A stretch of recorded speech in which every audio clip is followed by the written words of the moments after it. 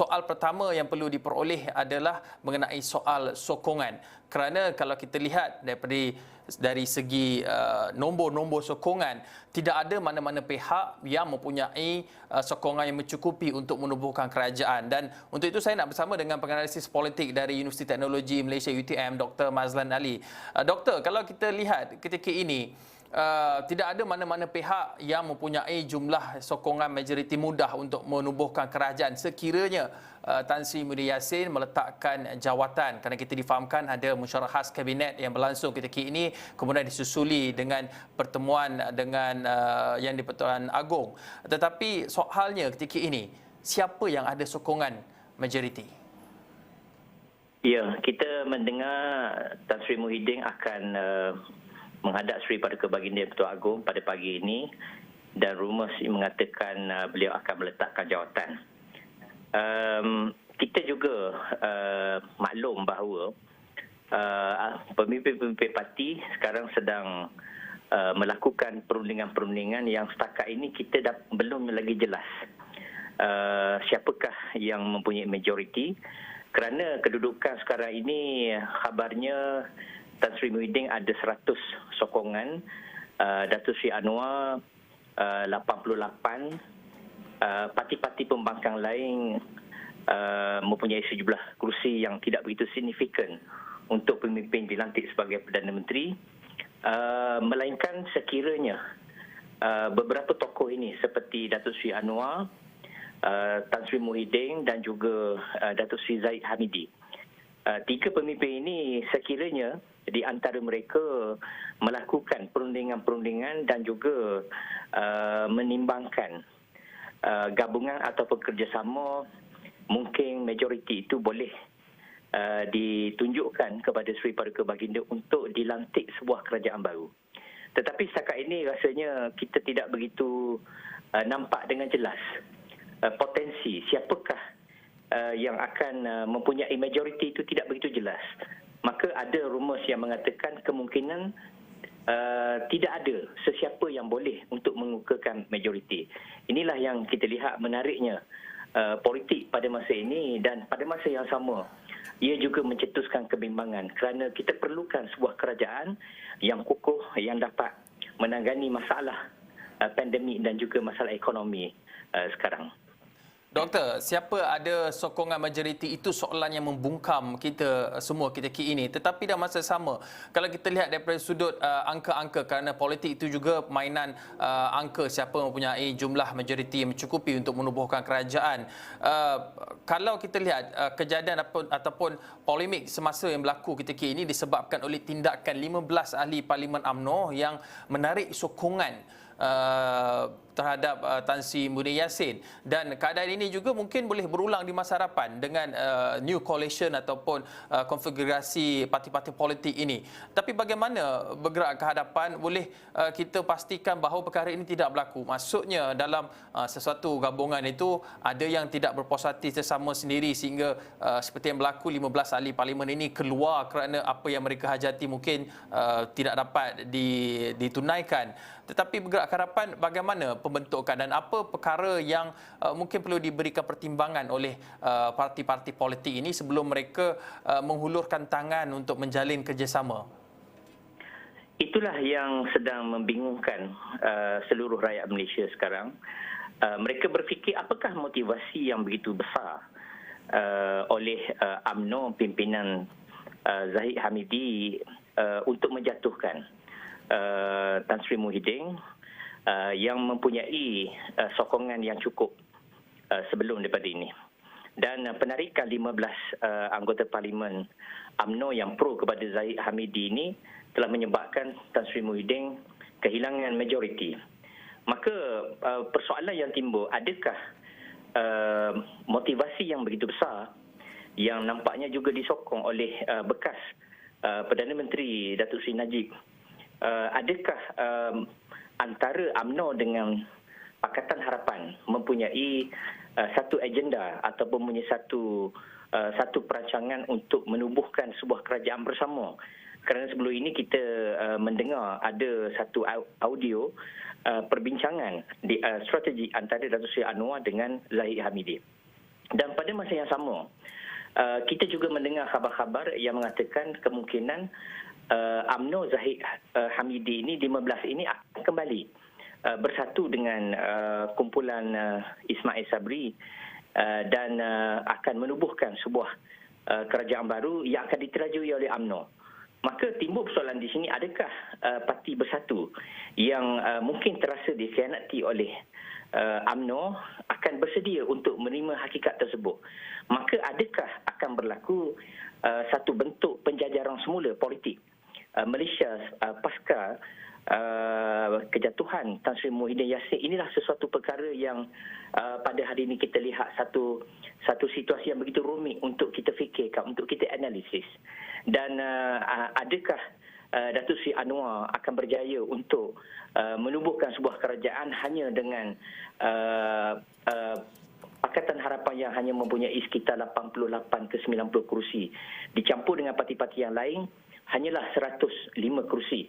Dan adakah Parti Pejuang atau Warisan akan memberi support pada Datuk Seri Anwar? Itu juga satu persoalan yang mungkin tidak akan dapat menjawab hari ini. Adakah Datuk Seri Anwar akan berjaya menjadi Perdana Menteri? Adakah Datuk Seri Anwar perlu membuka satu penjajaran yang tidak pernah kita fikirkan, umpamanya dengan parti-parti di Sarawak, GPS, dan juga gabungan semula di antara Datuk Seri Anwar dengan Parti Bersatu? Maka rencah-rencah inilah yang menjadi satu perkara yang cukup rumit untuk dianalisis, sehingga banyak daripada pemerhati-pemerhati politik pada hari ini agak buntu untuk melihat hala tuju politik. Dan adakah kemungkinan juga apabila tidak ada sesiapa yang dapat memberikan majoriti, maka yang di-Pertuan Agong akan menubuhkan sebuah kerajaan Mageran sebagaimana cadangan Tun Dr. Mahathir. Perkara-perkara ini adalah dalam pertimbangan-pertimbangan pemerhati yang melihat kerumitan politik Malaysia pada hari ini, dan beberapa hari yang akan datang ini dijangkakan kebuntuan ini mungkin akan melingkari situasi politik Malaysia. Doktor, kebuntuan politik yang hampir sama juga pernah kita saksikan tidak lebih 2 tahun lalu, itu Februari 2020, di mana ketika Perdana Menteri Tun Dr. Mahathir Mohamad, Perdana Menteri ketika itu Tun Mahathir meletakkan jawatan, dan akhirnya kebuntuan itu diselesaikan dengan kebijaksanaan Seri Paduka Baginda Paduka Baginda yang di-Pertuan Agong dengan memanggil semua ahli-ahli politik ketika itu. 222 ahli politik dipanggil, mendapatkan pandangan dan meminta apakah sebenarnya mereka ingin ketahui siapakah yang mereka sokong sebagai Perdana Menteri, dan akhirnya kita dapat saksikan Tan Sri Muhyiddin Yassin diangkat sebagai Perdana Menteri. Dan adakah ini keadaan yang mungkin akan berlaku ketika ini, kerana dari segi nombornya tidak ada yang menyatakan mempunyai sokongan by on block. Daripada segi sokongan kita lihat daripada PN, mereka ada angka mungkin 103, Pakatan Harapan sahaja ada 80-90, kemudian ada pecahan-pecahannya daripada Pakatan Harapan Plus, daripada Warisan, daripada Muda Pejuang yang ketika ini langsung lagi tidak mempunyai mengeluarkan sebarang kenyataan siapa yang mereka sokong. Pakatan Harapan committed dengan Anwar Ibrahim sebagai calon Perdana Menteri mereka. Tetapi bagaimana kaedah terbaik untuk kita mungkin merungkai kepada kemelut ataupun kebuntuan politik ketika ini? Adakah akhirnya kita perlu melihat kepada payung negara iaitu yang di-Pertuan Agong? Ya, Saudara Najib, saya selaku pemerhati politik, secara ikhlas saya menyatakan bahawa pada hari ini rakyat tidak lagi meletakkan harapan kepada ahli-ahli politik, kerana permainan politik yang sedang ditunjukkan oleh ahli-ahli politik sekarang ini seolah-olah telah memberi harapan palsu kepada rakyat. Mereka tidak dapat mengagak, dan adakah harapan rakyat itu akan bakai terungkai, akan bakai dipenuhi dalam masa yang sekejap tadi? Maka saya melihat pada hari ini harapan rakyat sekarang sedang tertumpu kepada satu sosok, iaitulah Duli Yang Maha Mulia Seri Paduka Baginda yang di-Pertuan Agong.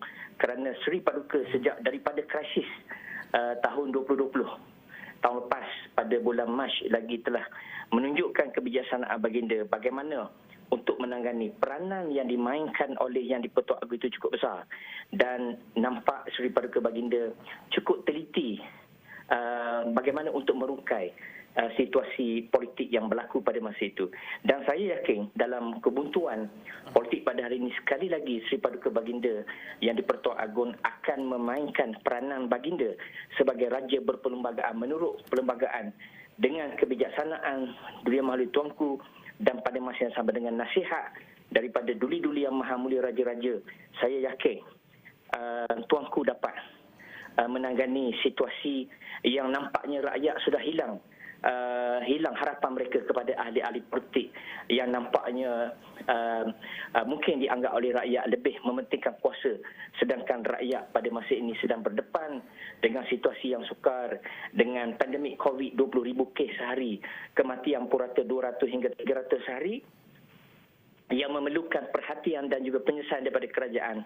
Nampaknya mungkin Tuanku akan membuat satu keputusan yang bijak, sama ada membentuk sebuah kerajaan daripada gabungan parti-parti, atau Sri Paduka Baginda akan menubuhkan sebuah kerajaan magran, kerajaan khas yang akan menangani masalah negara dalam tempoh 2 tahun, sehingga akhirnya akan diserahkan kembali mandat itu pada rakyat untuk menentukan kerajaan baru.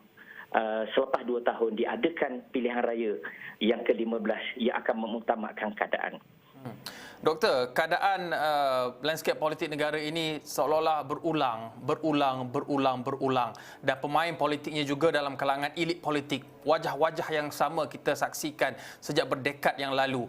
Tetapi kalau kita asingkan, kalau kita faham politik ini adalah mengenai mainan angka, juga mainan emosi, kerana politik itu juga adalah seni untuk mempengaruhi orang lain menggunakan pelbagai cara, emosi antaranya. Kalau kita ketepikan emosi ini, kita lihat kembali kepada apa yang dikatakan oleh Tan Sri Muhyiddin Yassin, 7 tawaran Tan Sri Muhyiddin Yassin yang tidak diterima baik oleh banyak pihak terutama pembangkang. Tetapi melihat kepada sebuah pembentukan sebuah negara politik lebih matang, adakah 7 tawaran itu antaranya kalau kita boleh sebutkan di sini adalah menghadkan tempoh jawatan Perdana Menteri kepada 2 penggal sahaja, dan juga membentangkan rang undang-undang lompat parti, di mana kita tahu tindakan lompat parti ini daripada BN ke PH ke PN dan sebagainya, dan apa lagi nama yang mungkin akan wujud di masa hadapan, antara punca berlakunya ketidakstabilan politik ini. Dan juga dari sudut rakyatnya ada peruntukan yang sama kepada semua ahli-ahli parlimen, tidak kira mereka pembangkang daripada ahli pembangkang ataupun kerajaan. Dan ini mungkin anda lihat bahawa tawaran-tawaran ini sebagai game changer, tetapi mungkin kerana dipengaruhi emosi dan juga desakan untuk melihat perubahan di pucuk kepimpinan Kerajaan Perikatan Nasional. Tetapi pada pandangan doktor, adakah reformasi institusi ataupun reformasi dalam kita menguruskan ataupun perjalanan politik negara ini perlu dilakukan agar di masa hadapan kita tidak menyaksikan drama yang sama berulang-ulang, perubahan, ada tidak kepuasan hati, berlaku perubahan, tarik sokongan, bertukar-tukar Perdana Menteri walaupun mungkin dari kem yang sama, tetapi urus takbir dan perjalanannya begitu juga. Dan adakah doktor melihat bahawa 7 tawaran itulah tawaran terbaik untuk kita mereformasikan institusi yang kita terlepas? Ya, saya kira tawaran yang dibuat oleh Tan Sri Muhyiddin beberapa hari lepas, CSA yang ditawarkan itu adalah sesuatu yang sangat menarik, sesuatu yang sangat progresif dan memberikan harapan kepada negara ini. Tetapi kita melihat tawaran itu agak terlewat kerana parti-parti pembangkang sudah dapat menghidu bahawa Tan Sri Muhyiddin sudah kehilangan sokongan apabila 15 anggota Parlimen UMNO yang pro kepada Zahid telah menarik sokongan. Sekiranya tawaran itu lebih awal, mungkin sebulan yang lalu, saya kira parti-parti politik akan menyahut tawaran tersebut. Dan kita lihat, kita ada mendengar bahawa 2 anggota parlimen daripada DAP, Ong Kian Ming dan juga Tony Phua, telah menunjukkan respon yang baik terhadap tawaran tersebut. Akan tetapi, meskipun tawaran CSA itu sudah berlalu dan Tan Sri Muhyiddin tidak dipedulikan oleh parti-parti pembangkang yang sudah dapat melihat peluang untuk menubuhkan satu kerajaan yang lain, tetapi sebenarnya ia tidak menutup menutup peluang kita untuk kembali kepada satu keadaan di mana kita dapat mewujudkan kestabilan negara dengan kerjasama di antara satu sama lain. Maka saya melihat dalam konteks ini kerajaan rakyat, people government, itu adalah pilihan yang terbaik yang ada sekarang, di mana ia boleh dijayakan sekiranya semua pemimpin-pemimpin parti politik yang ada sekarang ini, yang kelihatan sedang bertelagah ini, duduk semeja berbincang dan mereka dengan kata sepakat boleh menubuhkan kerajaan rakyat ini yang akan melibatkan semua. Tan Sri Muhyiddin, melibatkan Tun Mahathir, melibatkan Anwar Ibrahim, melibatkan Zahid Hamidi. Di mana kerajaan ini boleh mewujudkan sebuah kerajaan yang melebihi kekuatan 2/3 majoriti. Maka undang-undang boleh dibuat, boleh diluluskan di parlimen dengan baik, antaranya reformasi-reformasi seperti menghadkan jawatan Perdana Menteri selama 2 penggal saja, dan pada masa yang sama menggubal satu undang-undang anti lompat, kerana anti lompat inilah sebenarnya yang telah mengancam kedudukan negara kita, politik negara kita tidak stabil disebabkan oleh aktiviti lompat-melompat oleh ahli-ahli parlimen yang hanya mementingkan diri mereka semata-mata. Dr. Mazlan, ramai mungkin yang melihat bahawa ini permainan elit politik. Walaupun mereka ni bergelar wakil rakyat, tetapi rakyat di kawasan mereka seolah-olah tidak mempunyai suara untuk menyalurkan apa yang mereka mahu. Yang mungkin rakyat di kawasan yang mereka undi pilih wakil rakyat itu tidak mempunyai pandangan untuk dipertimbangkan, tetapi hanya survival politik saja. Bagaimana sebagai masyarakat kita boleh memainkan peranan yang lebih penting, yang lebih baik untuk memastikan bahawa ahli-ahli politik ataupun wakil rakyat yang kita pilih ini benar-benar mewakili kita dan bukannya serve for the party? Ya, ini memerlukan kepada satu tahap politik matang. Kematangan politik yang wujud di negara kita ini, ia memerlukan satu proses masa, dan pada masa yang sama kita perlu menggalakkan lebih kepada pendidikan politik supaya setiap warga negara memahami peranan mereka, mereka sebagai wakil rakyat, mereka sebagai seorang yang telah dipilih oleh rakyat untuk menduduki badan-badan perundangan yang akan membuat polisi dan akan menerbitkan polisi serta program-program yang akan memberikan kebaikan kepada rakyat. Mereka kena memahami apakah itu demokrasi berparlimen, raja berlembagaan, dan pengertian demokrasi itu perlu dilandaskan kepada kefahaman etika yang tinggi supaya mereka tersemak di dalam jiwa mereka rasa bertanggungjawab sebagai seorang wakil rakyat yang mewakili rakyat, yang setiap rakyat di kawasannya itu memerlukan pembelaan daripada wakil rakyat ini. Kita percaya bahawa sekiranya satu reformasi dapat diwujudkan di negara kita melalui pembentukan sebuah kerajaan rakyat, people government, yang akan menggabungkan setiap ahli politik tanpa mengira pembangkang dan juga kerajaan, mereka bersama-sama boleh melahirkan input-input ke arah reformasi demokrasi yang lebih baik, yang menjanjikan masa depan yang lebih baik kepada negara Malaysia yang tercinta ini.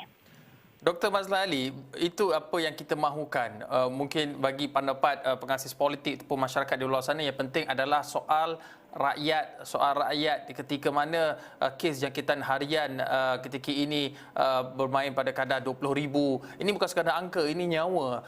Setiap hari ratusan orang dilaporkan meninggal dunia akibat COVID-19. Itu krisis yang kita hadapi ketika ini.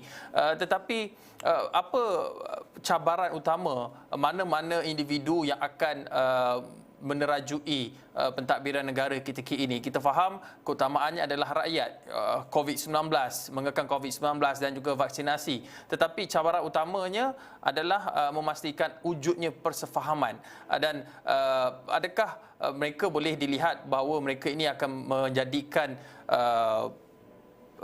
hal rakyat, COVID-19, vaksinasi, ekonomi, peluang pekerjaan, ramai yang menganggur ketika ini sebagai pillars ataupun tiang serinya yang memastikan bahawa kerajaan yang akan wujud nanti ini lebih stabil daripada apa yang ada ketika ini?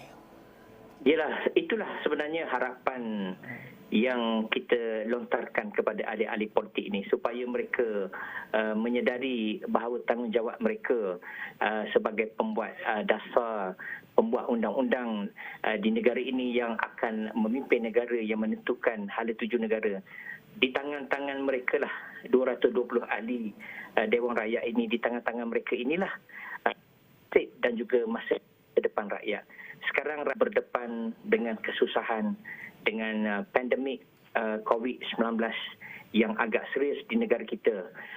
Kita memerlukan sokongan kepada program vaksinisasi yang akan mewujudkan komuniti berkelompok dalam masyarakat. Sekaligus akan dapat mengatasi pandemik ini. Dan pada masa yang sama kita perlu kepada penguatkuasaan, kepada polisi-polisi yang lebih tegas, yang lebih jelas untuk membawa keluar negara kita daripada pandemik yang merosakkan ekonomi dan pada masa yang mengancam nyawa rakyat ini.